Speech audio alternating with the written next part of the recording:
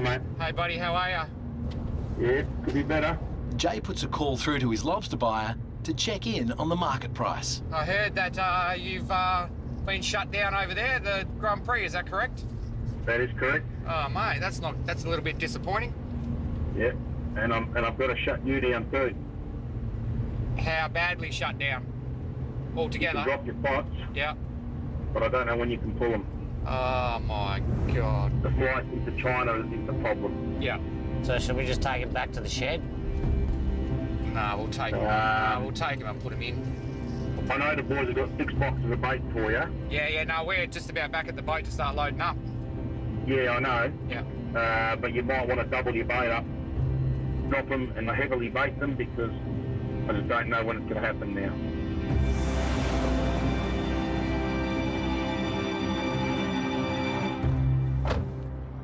Thinking might as well put them in the shed. I'm thinking it's not good. It's just going to get worse and worse. We've come this far, mate. You can't U-turn now. We've got 2 options. One option is to turn this truck around and take it back to home and put all the pots back in the shed. Or we put the pots in the water. We're going to double bait, I think, and leave them and then see what happens in a few days' time. Dropping the pots is a $24,000 gamble, which will backfire if the pots can't be pulled. I'm happy to take the gamble. Yeah, no, we've got the 2 choices: put the pots back in the shed, or we take the gamble, we put them in the water, spend a bit more money getting them in the water and going. But for me, I'm sort of prepared maybe to spend a bit more money because if we get 500 kilo a week, let's know you guys are getting some weight. Yeah, well, and that's what it's about I'm for going to me. earn money, but at the end of the day, no, I just want. The skipper's decision is based on keeping his nephews employed. It's a family-owned business. But until they pull their lobster pots, no one gets paid. You know, I fear for my boys and their financial situations, and I have to do it just for their well-being and to keep them rolling, because I don't want to lose these guys off my boat. I want them to stick with me, and if we don't do something and at least turn a little bit of lobster over, you know, they'll both be looking for jobs somewhere else and may never return. It's day 2 now and we haven't caught a fish, so we've got to get out and get into it. Hoping that swell went off a little bit, but I don't think it has. So, yeah, we just got to do it. Otherwise, we don't get paid.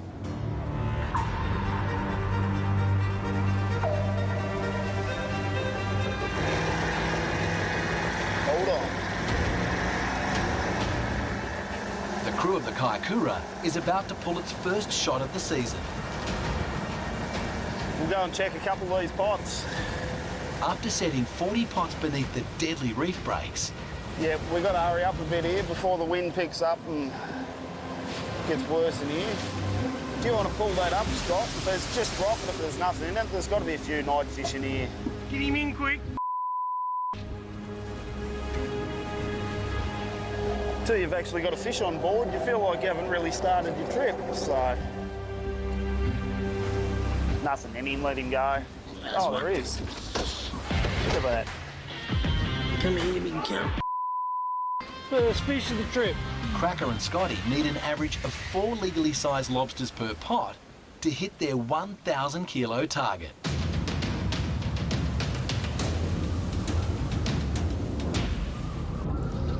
Bit hard to tell. If he's only got a little one in him, I wouldn't even I worry. can't tell. I don't reckon there'll be anything in these ones. One fish. Their $50,000 payday hinges on delivering a boatload of 1 kilo plus lobsters. Yeah, normally the biggest fish are in spots like this where they're a bit hard to get and got the odd breaker like we're about to.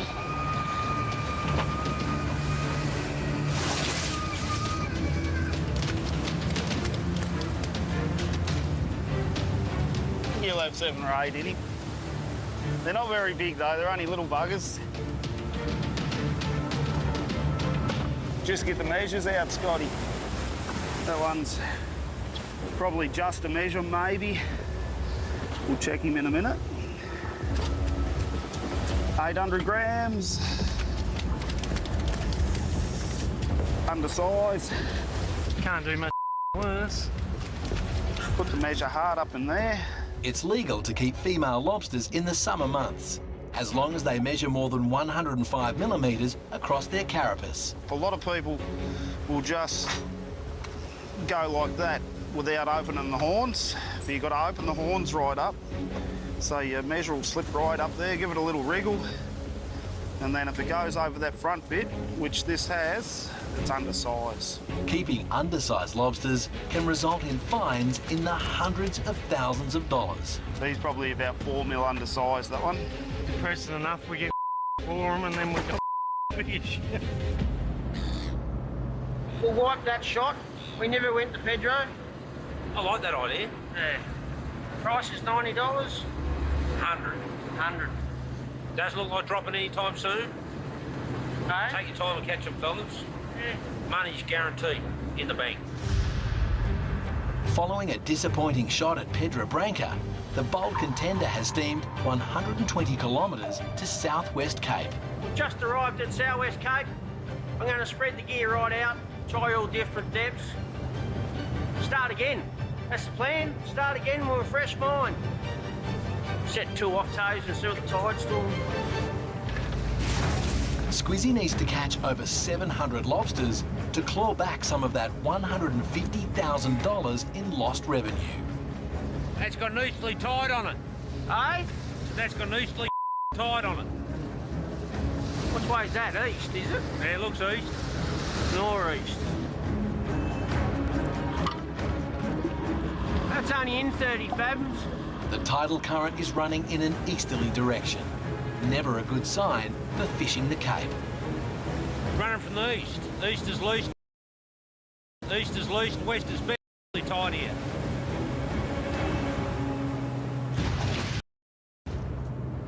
Every year we seem to pull a lot of crays from here.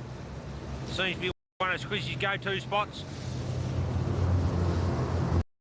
We're not going to catch all with an easterly tide though.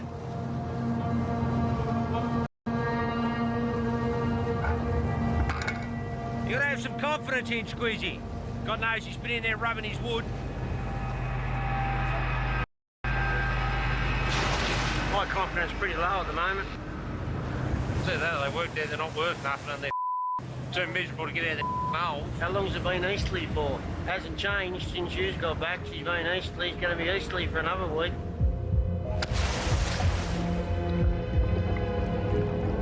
We just set our last pot at Southwest Cape.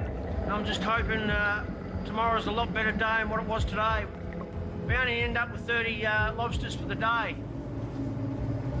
So that's terrible. Very disheartening, but we've got to get up somewhere like that, 100 kilos a shot. And we should be doing that this time of year. Hopefully tomorrow, baby, we get some lobsters.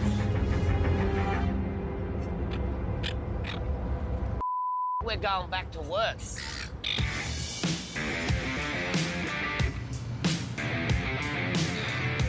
Oh, well, it's a lovely day to go for a cruise up the coast, I think.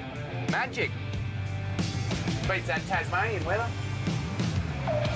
4,000 kilometres to the west in the Indian Ocean, the Corrado is finally heading back to sea and the crew back to work. Now we're on our way north now, heading for Ledge Point. All the gear's on. Prices are crashing last night from the other big processors, so it's a bit of a concern that in the next 24 hours my price might be gone as well.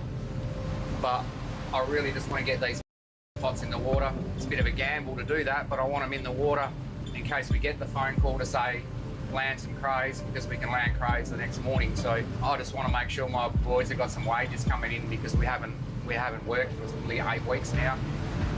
The original order was for 500 kilos at $48 per kilo, delivering a $24,000 payday. The bigger crays are paying better right now, so we'll go and target a few big boys and girls and see what we can find. Jay's gamble comes at a cost, including an extra $400 spent on double baiting all 90 pots so the lobsters don't crawl out.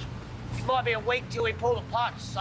And this bait doesn't really last that long in the so pot. we're just doubling up. We're using twice as many boxes as we'd normally use. Could be six days or so more. It just depends on if we get a phone call or not. So just load them up.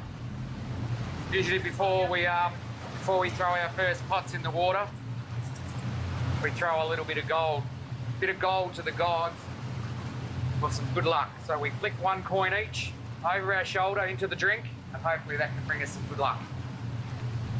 Right, boys. One for you. One for you. Well, that one's gone. That was quick. And over we go. Let's go fishing. Hopefully that's going to bring us some good luck.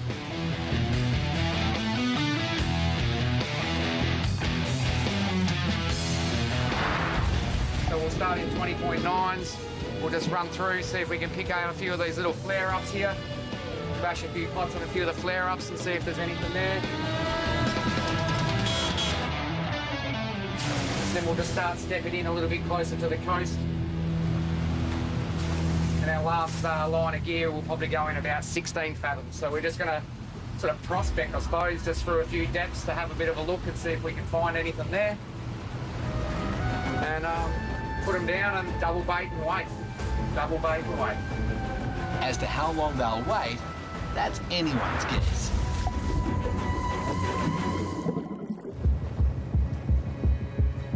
I just want the day to start a lot better than what it did yesterday. Put some lobsters on this boat. In the Southern Ocean, Squizzy is about to find out if his costly decision to change fishing spots will pay off. After yesterday, my confidence is shot, but hopefully today it changes and start seeing some good numbers straight up, touch wood.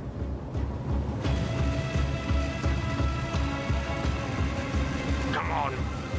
The crew needs at least 150 lobsters from this haul to get back on track.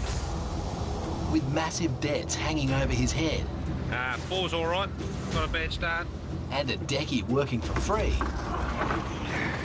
The veteran skipper is feeling the pressure to hit his 700 lobster trip target. All I want to do is get me mojo back. We just pulled our first 4 pots this morning that beat our tally yesterday. I just hope the fish keep coming and we get on a bit of a high and get this job done. But we started pretty well and I'm happy with that. That's for sure.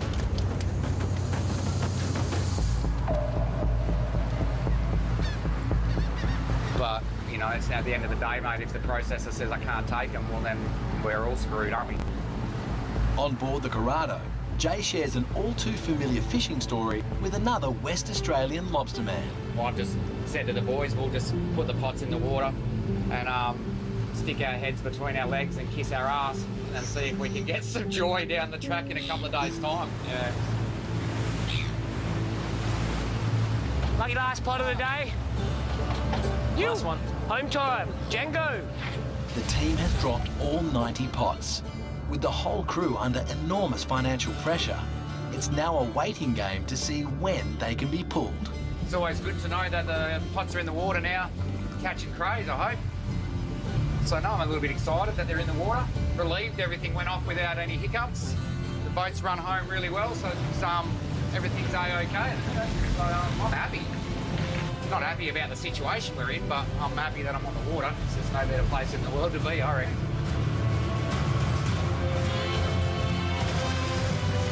Well done, boys. Good job. Get this baby cleaned up and we'll get out of here and get home. Well, get inside so I can wash your deck.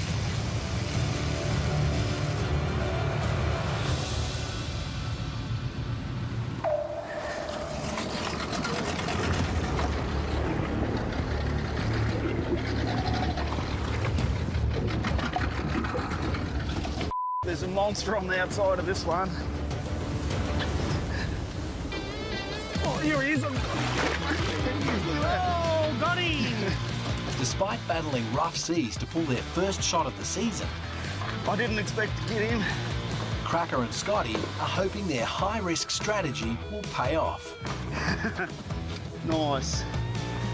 They're having a bit of a crack, these things, eh? No, that. That one's a big red. He's about a, what is he? 1.6 kilo. He's the one we're after. There's one in there. He's got fish in him. Pulling him up. Look at him go. Nice pot, there's a few in here.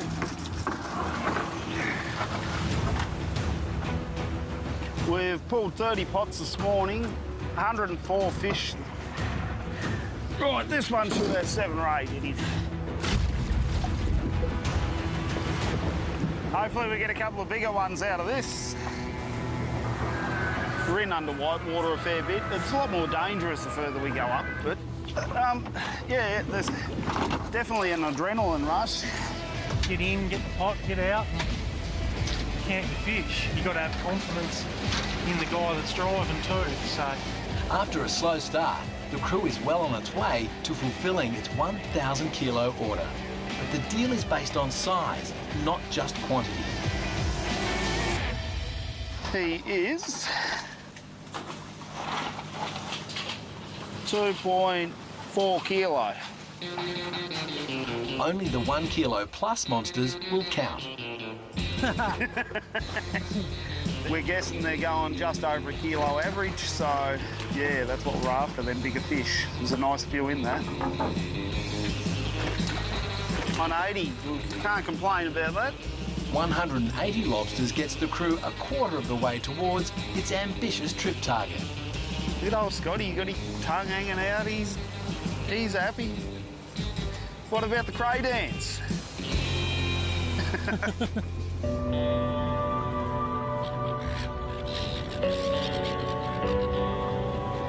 Hello, how you going? Happy Valentine's Day? On board the Bold Contender, a phone call home to wife Kari helps to ease Squizzy's anxiety. Have you got many? Oh, we are going better. Got 30 for the day yesterday. 700. My wife Kari reckons I'm a stress head. She's coping a lot better than I am. I do stress out a bit and need to learn to relax and not let everything bother you. No one likes losing money. But at the end of the day, that's the gamble of fishing, isn't it? And that gamble hinges on a successful second shot. Come on.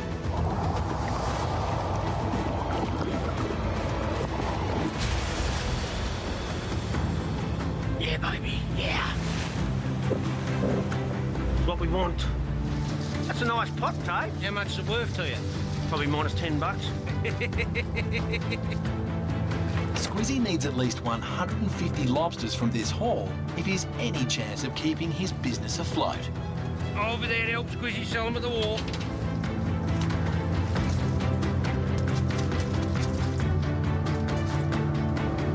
Biggest fish for the day, 2.3. How do you like the approach? Couldn't be made out of anything more worthless. We ended up with 275 for the shot. You've got to be happy with that.